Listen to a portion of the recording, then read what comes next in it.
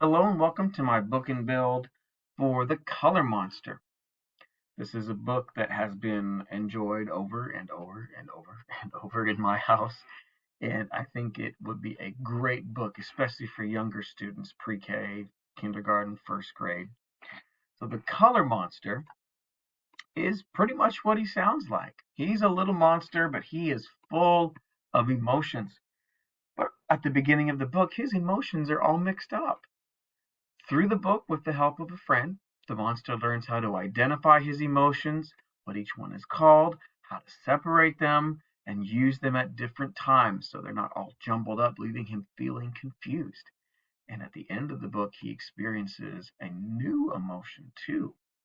I won't tell you what it is. You have to read the book to find out.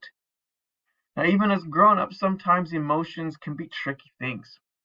This is a great book, I believe, for helping younger students learn to identify those different emotions, those big feelings that they have, and how to manage those feelings, and how to recognize and understand and maybe help friends who are having those feelings too.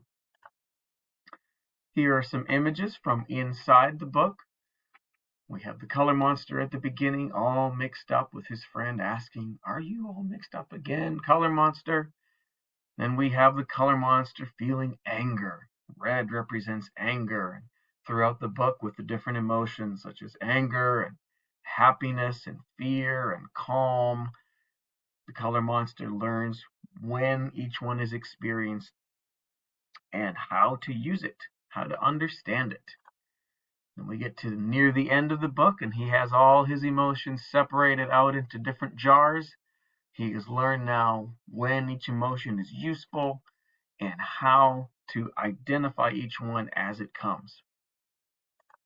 I think this would be a great book to use in concert with SEL, with a school counselor maybe, or a school-wide SEL initiative, even just, especially for pre-K, kinder, first grade, just learning to identify and manage those emotions. This would be a great book to use for a younger class in the library.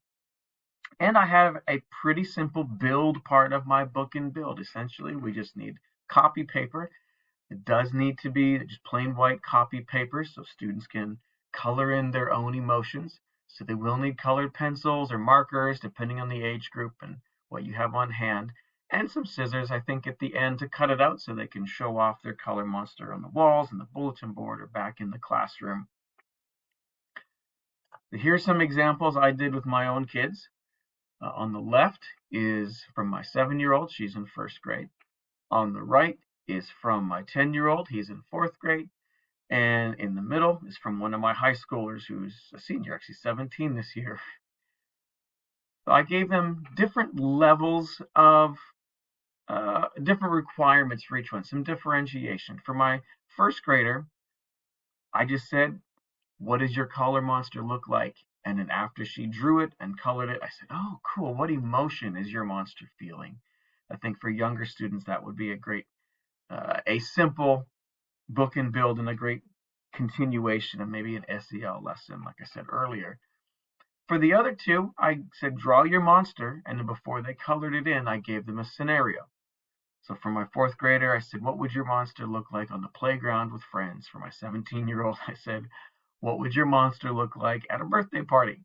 And so they colored them and wrote the emotions that their monsters are feeling in those different scenarios. So a bit of differentiation. I think the older kids, that's a great way for them to do a little higher level thinking, to go beyond just creating the monster to evaluating how does he feel, how does she feel in a particular situation. Well, hopefully this is useful, and I look forward to seeing what everyone else creates.